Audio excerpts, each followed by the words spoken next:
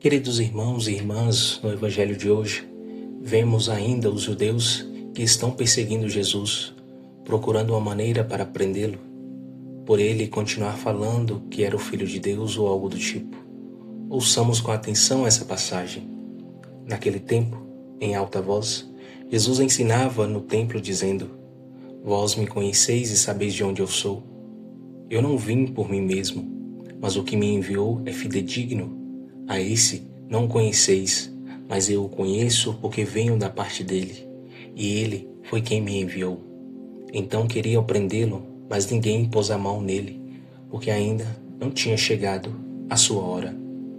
Para entendermos todo o contexto desse evangelho, devemos entender que Jesus estava na festa das tendas, que é uma tradição judaica, onde se voltava o olhar para os 40 anos em que o povo de Israel peregrinou pelo deserto.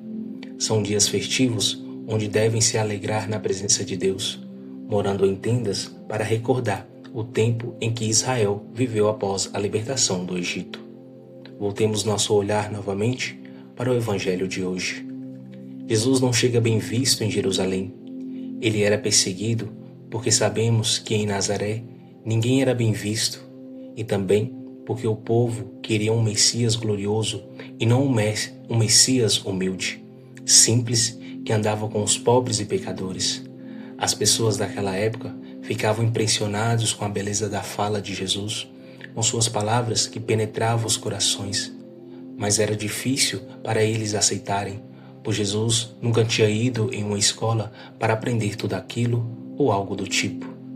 Sabemos que podemos conhecer Jesus por várias formas, pela literatura, pelos seus feitos realizados em nossa vida aqui na terra, mas isso não é o que nos salvará. De fato, conhecer Jesus nos faz ter uma fé cada dia maior, pois seu exemplo de vida gera em nós um desejo de imitá-lo e seguir a ele, seus mandamentos e caminhando em seus caminhos. Infelizmente, existe em nós uma cegueira espiritual onde não conseguimos ver aquilo que Deus tanto nos mostra. Os judeus daquela época estavam presos a viver somente a lei, se fechavam em entender e aceitar o que Jesus ensinava. Para eles, se Jesus não viesse de uma forma espetaculosa, não acreditariam que ele era o Messias, o enviado de Deus, pois eles esperavam um Jesus diferente como ele veio, humilde e simples. Podemos dizer que se Jesus viesse novamente ao mundo como ele veio na primeira vez, infelizmente, ele seria novamente crucificado, rejeitado, pois o mundo em que vivemos hoje se fechou para as coisas de Deus. Não acreditam mais nas coisas simples, nas coisas humildes. Podemos dizer que são como os judeus, só esperam coisas grandiosas para crer. Estamos caminhando para o final dessa quaresma, mas ainda é tempo de termos um encontro pessoal com Cristo. Olhar nossa vida, observar onde estamos errando e começar uma vida nova, longe das cegueiras do mundo, longe daquilo que o mundo nos chama a viver. Talvez Jesus tenha passado por nossas vidas, mas não tenhamos reconhecido Ele, porque existe dentro de nós uma grande cegueira espiritual para as coisas de Deus. Muitas vezes queremos ver somente aquilo que é da nossa vontade, quando é algo da vontade de Deus. Nos desviamos porque aquilo não nos agrada, não é do nosso interesse.